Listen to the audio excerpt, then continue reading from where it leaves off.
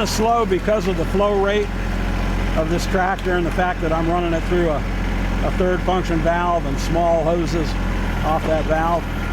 But it's got plenty of power, and we're not speed splitting anyway, so I think it's just fine.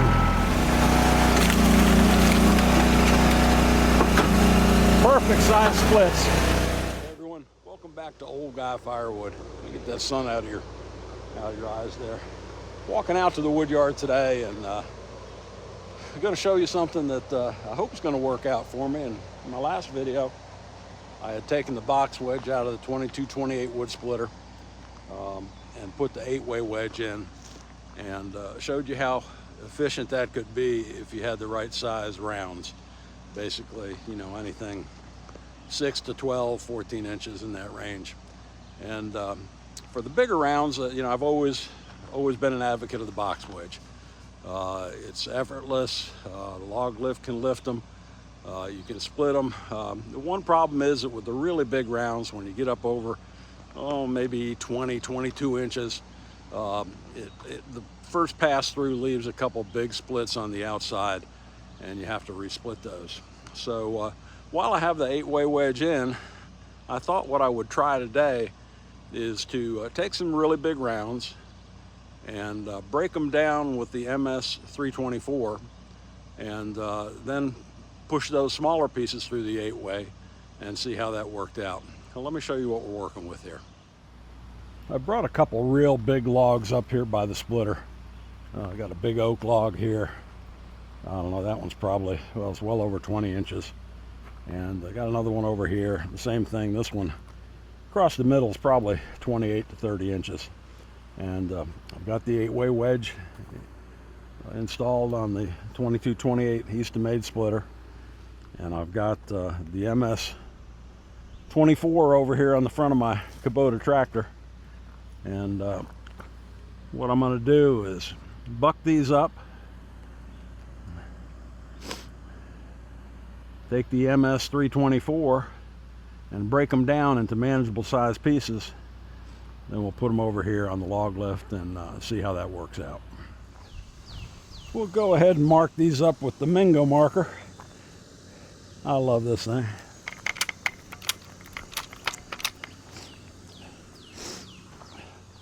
Might as well mark this one while I got it out.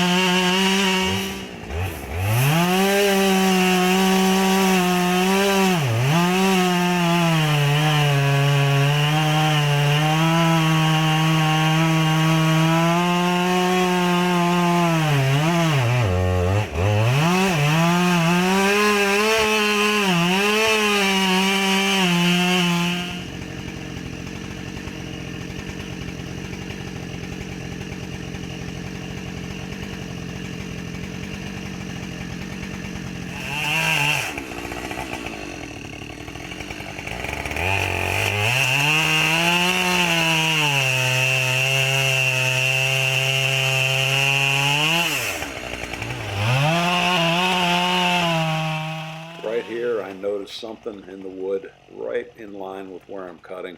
Looks like a piece of white PVC pipe. So I'm going to try to cut as close to it as I can, and then maybe I can bust it apart with the tractor.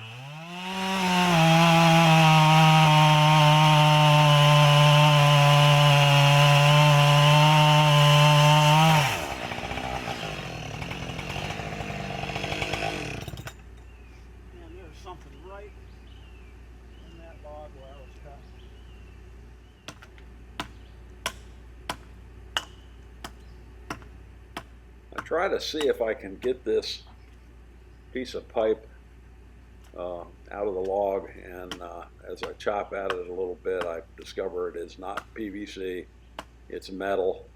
I nicked it with my chain, and so now I've got a chain to sharpen up. You know, I saw that sticking out of the wood, and I thought for sure it was a piece of white PVC, which didn't scare me too much. But I did nick it, and I felt the difference. And sure enough, it's a piece of white coated metal of some sort, pipe. I bet if I put this MS324 splitter right in that groove, I might be able to split it. Let me see if I can get this log turned a little bit. All right, let's see if we can get that wedge in there and pop this thing apart.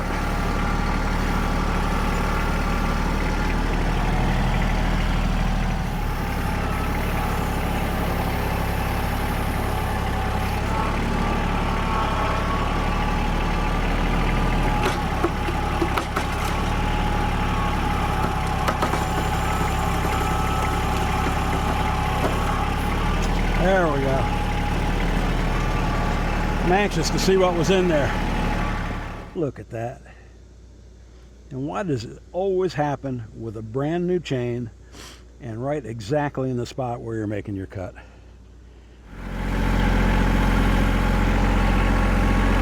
think I'll try to bust them in half and then quarter them.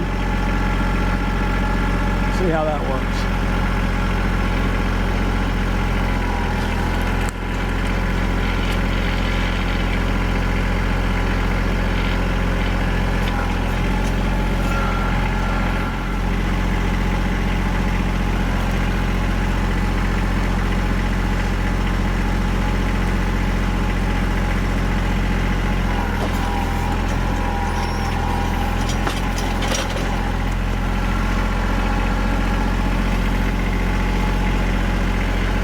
Kind of slow because of the flow rate of this tractor and the fact that I'm running it through a third function valve and small hoses off that valve, but it's got plenty of power, and we're not speed splitting anyway, so I think it's just fine.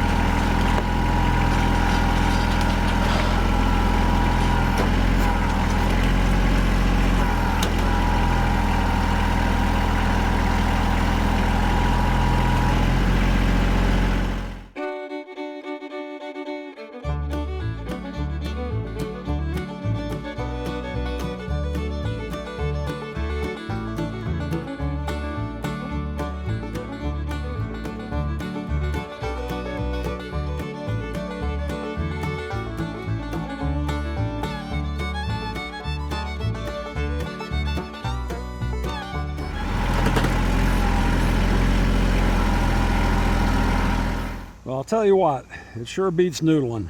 Sitting on the tractor pushing buttons is a lot easier than ripping down through the center of those rounds. Let's go ahead and load some of these up on the 2228 and push them through that 8-way and see what it looks like. I'll tell you what, there's certainly a knack to using that MS324, and while I'm getting better at it, I'm not there quite yet. But I think one of the key things I need to do different is that I need to line my rounds up in better position.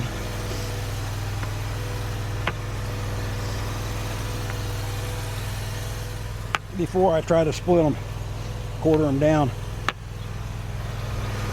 Yeah, these are nice sized pieces for the 8-way though, I'll tell you that. All right, let's see how these do.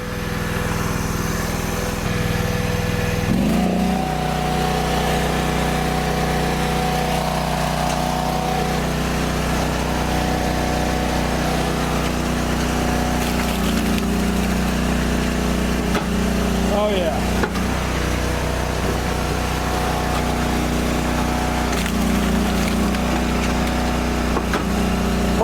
size splits.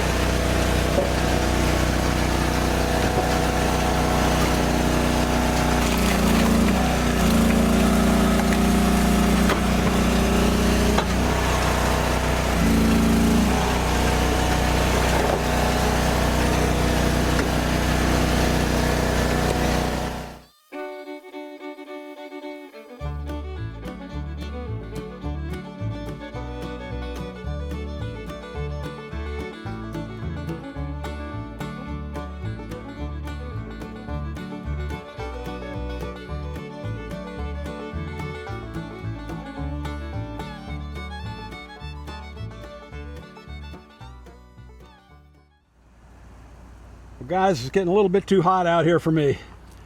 It's right at 90, feels like a 96, but I think I proved my point.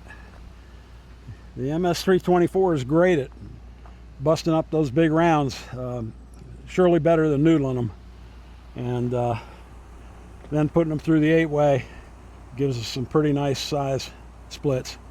That's about a half of a basket full in, I don't know, about 10 minutes. But still have these to run through. Still have this big log over here to buck up and run through.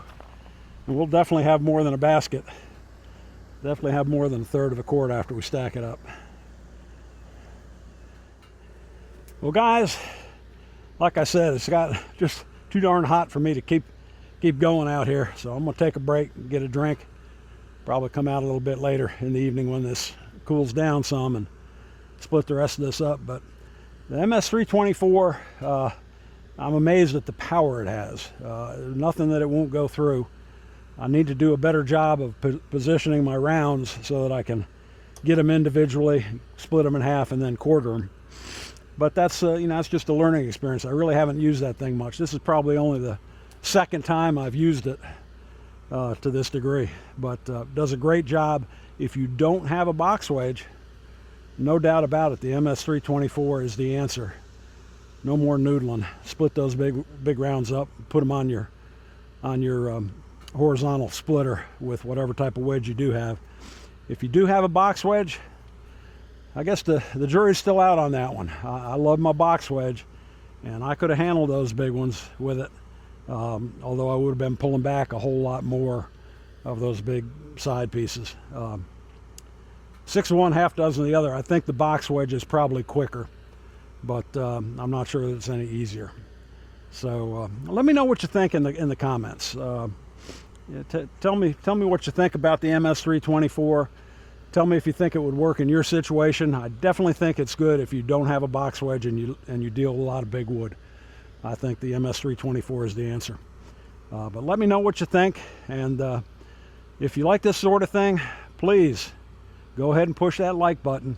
And it's important that you do that. And the YouTube algorithm takes all this stuff into account, and I don't totally understand it. But I know the more likes I get, the more comments I get, the more shares I get, the better it is for the health of the channel. So if you take the time to go ahead and do that, I'd really appreciate it. And until the next time, as I always say, best advice I can give you is keep moving. So keep moving. When we come back again, I'll have this all split up, and I'm going to be starting to work on some more big rounds. Oh, and several videos ago, if you go back and look at some of my videos, matter of fact, I'll put some links at the end of this video.